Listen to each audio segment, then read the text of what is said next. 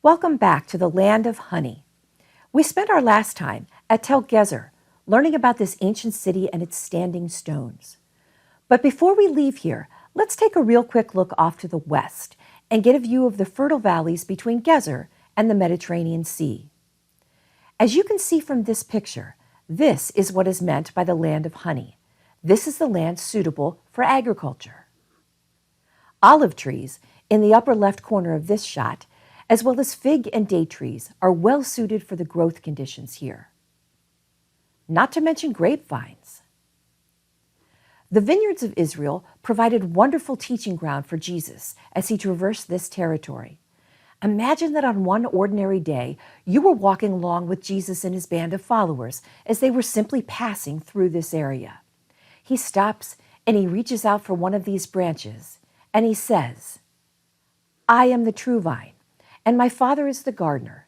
He cuts off every branch in me that bears no fruit, while every branch that does bear fruit, he prunes so that it will be even more fruitful. No branch can bear fruit by itself. It must remain in the vine. Neither can you bear fruit unless you remain in me."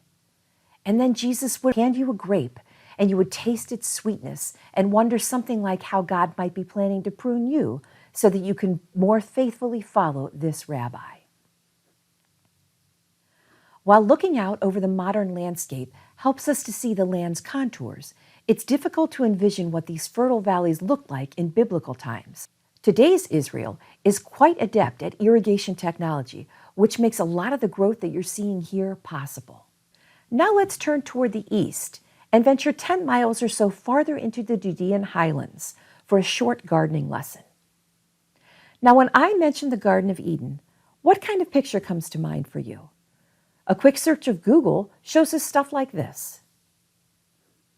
We readily find images a whole lot like this one, where the garden is a luxurious place, full of greenery and flowing water.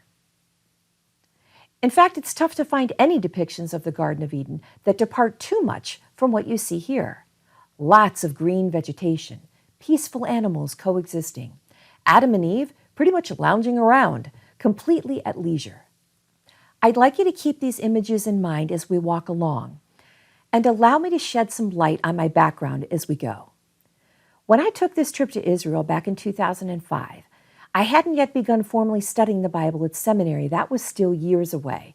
But I had been devouring books and doing individual and group Bible studies for about 20 years by this time, maybe like some of you out there. Now, it would have been ridiculous for me to think of myself as an expert in any way, but it would have been accurate to say that I was highly familiar with the text by the time of my trip. Through a lot of time and research and basic study, I had arrived at some fairly firm ideas about what I was reading, and just like any reader, what I envisioned as I read the text was formed by my own limited experience. This picture was taken at the end of our first day in Israel, and I was about to learn just how skewed some of my preconceived notions about this sacred text may have actually been. Our group arrived at our destination and sat on the sharp rocks opposite this hillside. Our guide began his teaching with the following words from Genesis 2:8. "Now the Lord God had planted a garden in the east, in Eden, and there he put the man he had formed." In Hebrew, the Garden of Eden is Gan Be'eden, the Garden of Delight. The guide then pointed to this scene that you're looking at, and he said, "My friends, this is a Gan." To which I responded under my breath, "I don't think so." That's definitely not the picture in my mind when I envision the garden of Genesis 2. This isn't lush, it's barely green. It looks scrubby and paltry, and not at all like this. So now I realize that this is an after-the-fall picture, but I'm having trouble swallowing that this and Eden's garden could ever be called by the same word. But as our guide continued, I began to consider a new way of looking at what God had planted for us all in the beginning. Let's zoom in for a closer look, and let me explain. This Gan, or cultivated hillside, is actually a communally maintained effort. Each family group cultivates just a portion of it, a few olive trees, a fig tree or two, and maybe a few grapevines. This garden isn't capable of producing much excess. It will provide just enough, not all of what you may want, but only what you need. This garden isn't intended for luxury and surplus, but for subsistence, and requires that nothing goes to waste. And if I have 6 grapevines and no fig trees, I need to cooperate with my neighbor over there who harvests figs but doesn't have any grapes. We are meant to give to those who need and to receive from others those things that we are lacking. The people of this garden, they need each other. And also notice the stone retaining walls that hold in the scarce and precious soil. If the family above your plot decides to let their wall deteriorate, that's going to have disastrous effect on those below when it rains the next time. Each member needs to work the plot given to them for the good of the community. The people of this garden, they rely on each other to exercise responsibility for their piece of ground. So the ideas sown into this garden look like interdependence upon each other. It looks like generosity. It looks like having what you need versus having all you want.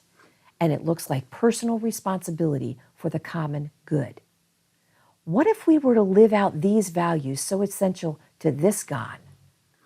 Gan Eden, the Garden of Delight. I propose to you that if God were to witness us embodying these virtuous things, He would be absolutely delighted. Perhaps in our age of excess and self-focus, we might find this kind of shift in our attitudes and behavior delightful as well. Friends, as I gazed at this hillside and let those ideas sink in, something fundamentally shifted in me that first day in Israel. I was completely unprepared for the extent to which actually sweating it out in the Judean foothills would work to question those firm and preconceived notions that I had formed of what the Bible was describing. As the actual landscape of the Bible unfolded and expanded before me, my own ideas, they began to shrink in a sense. I was humbled in a very good and productive way about the conclusions that I had brought with me. I was introduced to the vast and immense expanses of all that I didn't know and don't know about the Bible, and had never even thought to consider. This trip, more than anything, made very clear to me how much my reading of the text is limited by my own time, place, culture, and experience, and how very different those ideas make me from the ancient writers of this amazing text. My time at the Gan taught me how crucial it is to be open to new ways of seeing the things that we read about in our Bibles.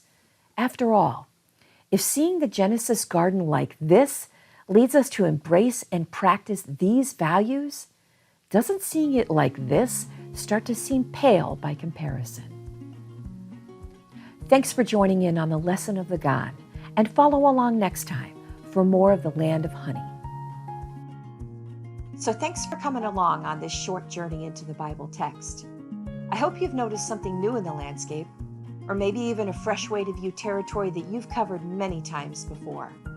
Whatever the case, it's good to have you along for the trip. You never know what we might discover as we crack open this fascinating text together.